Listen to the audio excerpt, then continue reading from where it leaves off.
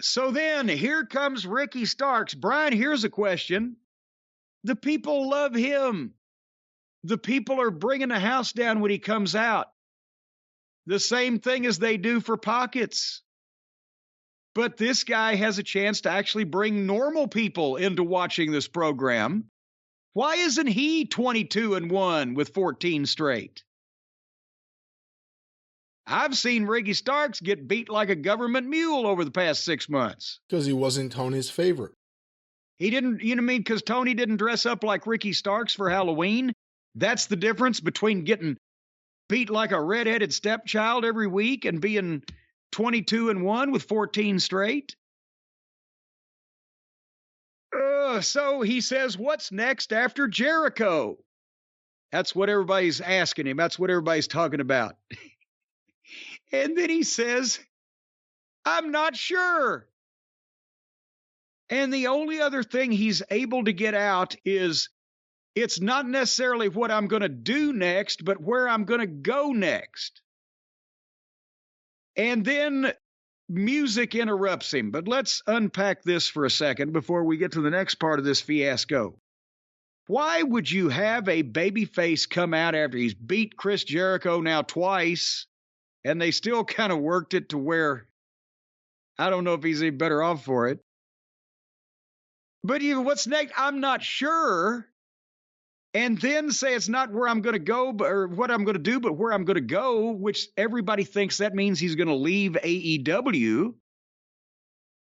That would be the only reason you would drop that hint or say that line. And enough of that. You can't keep doing that.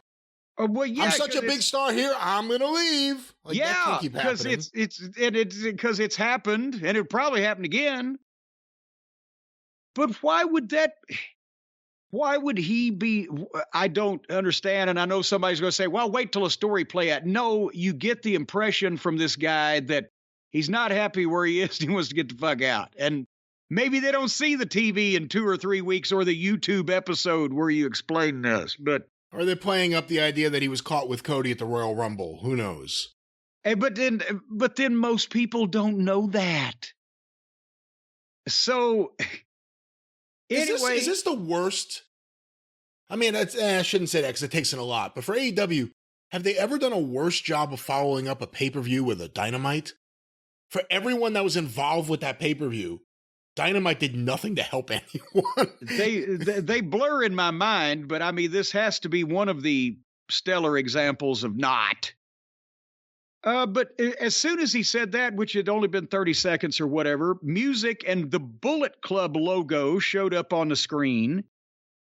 And then into the ring from behind and attacking Ricky Starks is the incomparable Juice Robinson, who we have seen, it's 3 times on TV about 6 or 8 months ago.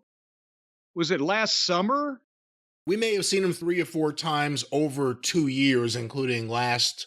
Well, yeah, no, I mean ever 3 or 4 times. Yeah. And he hits in street clothes, and like everybody in the world is supposed to know who this fucking guy is. And they announce, it's Juice Robinson. I think they even said we haven't seen him in a while.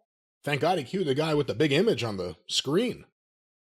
So it was the same angle as 10 minutes beforehand, where a guy jumps in the ring and fucking, gets jumped and from behind, and he hits a reverse DDT on Starks that looked kind of wicked and stood over him. So Starks got a 30-second promo and then was laid out by a guy that most people have no fucking clue who the fuck he is, unless you watch New Japan, which I believe their ratings on Access were 90 or 100,000 people as opposed to 6 or 7 or 800,000. I don't even think it was that high. And he's been on, again, he's been off TV for 6 months. Suddenly he comes in, lays fucking. You know what, though? You know what? A couple things I thought about here. One, as soon as you see that Bullet Club sign, you just groan. They were kind of lame for years, but especially now, no one wants to see that. Secondly, last year, things were kind of looking all right. Not great, but Punk's segments were good. Danielson was just coming off a pretty good, interesting period of time. FTR. Things were happening.